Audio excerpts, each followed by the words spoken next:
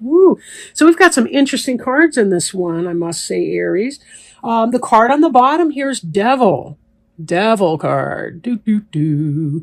As we see, this lady devil here has three, I don't know if they're babies or imps or cherubs or whatever they are, but they clearly have collars on, and she has leashes on them. Now, if you'll see this collar right here, it's big enough he could just lift it up over his head and get out of her grasp. But he doesn't do so because he may not be aware of that. Like so many of our vices, we don't realize how we become enslaved to them over time if we're not careful. This can be addiction. This can be unhealthy or toxic relationship or persons. This can be any kind of thing that we put, anything we make our higher power. Can really be represented in this devil card. Anything that's too darn important to us as well. So we will see how this plays out as we get to the rest of the cards. So let me do that, and we'll have a better perspective perhaps for the influence that devil card has in your reading. So Aries, we start off here with Lover's card. The Lover's card is the Gemini card. It's a card of duality. It's represented here by the number 6. And in this card, we can see here this lady who's sitting in the bed, she's reading a letter from her boyfriend, and his picture's right there in black and white at the tip of my index finger. She's got a vampire jumping in the window right here, and she's kind of intrigued because her nice boyfriend who looks good on paper doesn't incite her passion the way this vampire leaping through the window does. The dog is looking to her to know what to do here. The Lover's card can be just that. It can be lovers, soulmates, twin flame. Then again, it could be that conflict, that ambivalence that people feel, that need to make a head versus heart decision, like the gal in the bed here. Her head is telling her that the guy makes more sense in the photograph, but her heart is telling her, who's a sexy vampire coming in the window here? So either way, this can be about making a big decision, head or heart decision, right? In love or in some other area. Now we look here at the Seven of Ghosts card. The Seven of Ghosts has to do with options. And the person here down below that's holding the cat on his shoulder has lots and lots of different fantasy ideas. This is a person who's not yet ready to commit to any one way or one person or one idea with that, but is rather kind of having wishful thinking about some of the options in life, some of the things that he or she can attain. Right? So again, we see here this head or heart decision, and we also see lots and lots of options. So the person might be thinking, yeah, I'd like to fall in love and get married, but, playing around, playing in the field sounds fun too at the same time. So this may be a person who really doesn't know yet which way he or she wants to go. But they have lots of options for doing it. And then here we see the Page of Pumpkins. And pumpkins is the earth sign here. So that's Taurus, Virgo, or Capricorn. It's our earth element. And the page is a student, typically. Now, this one looks a little bit like Wednesday from the Addams Family. But this is someone who's curious about the world, the earth, the way it works. She's put her books down and she's learning from the things in the world, which is much like a scholar does. Children, they learn about physics from playing outside, if they're not strapped to a computer. But they learn a lot that way. And this has to do also with the beginning of a business enterprise, kind of getting those ideas for that. Again, maybe not, the Knight of Pumpkins would be going out to take that energy of knowledge and test it in the real world where this person's still studying. And that is a similar energy to what we saw here in the Seven of Ghosts, where the person is looking at things, contemplating things, but not yet really able to commit either way, right? Same thing with this lady. There's no commitment here. She's simply looking to see what will happen next. The longer she waits, though, the more loss of choice she actually will have, right? Because that vampire is going to have his own decisions to make. He looks a lot more decisive than she does at this point. But let's play the tape through here. So we have a person who's Conflicted has a lot of different options and so forth, but isn't really sure, what to do with that. Now, there's a lot of options.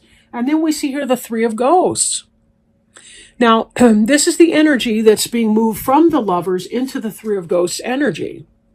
So this could be, as in lovers and marriage and the celebration of that.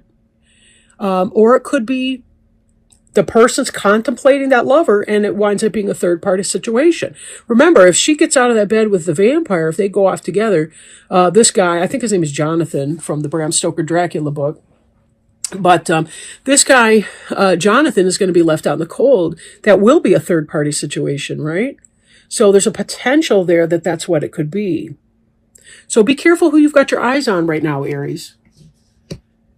Bad karma is very easy to create. Empress card here.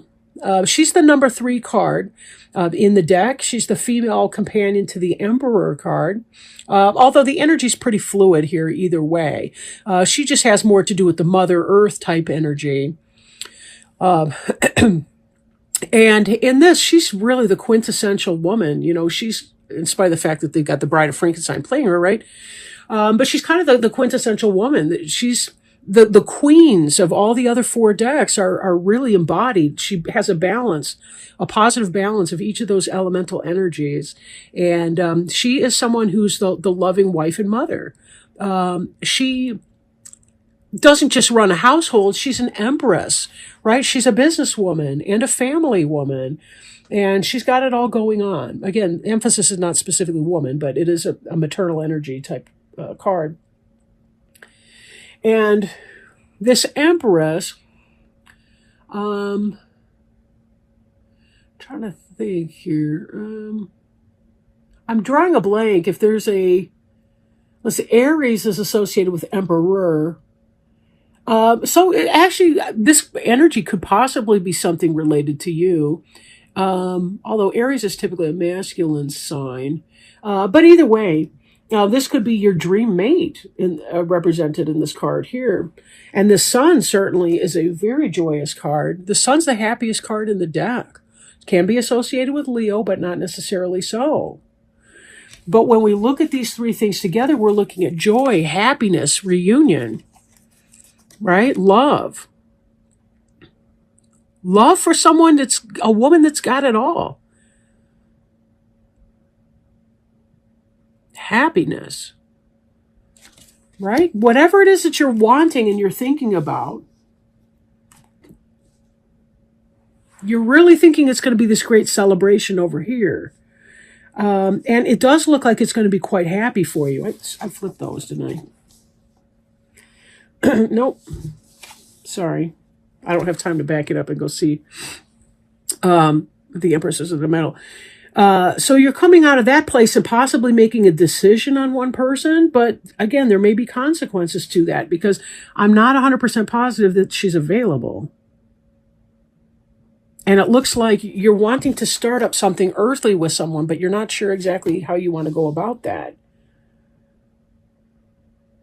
And see, now I'm looking at this card. This is kind of the on your mind final outcome card. We've got somebody stealing the trick-or-treaters' Halloween candy. So there's very much a disappointment and loss because somebody else stole this away. So again, what is this, Aries? This looks like you're, whoops, sorry, I'm not even well in frame. This kind of looks like you're contemplating a third-party situation with somebody who belongs to someone else. That's kind of how it's reading.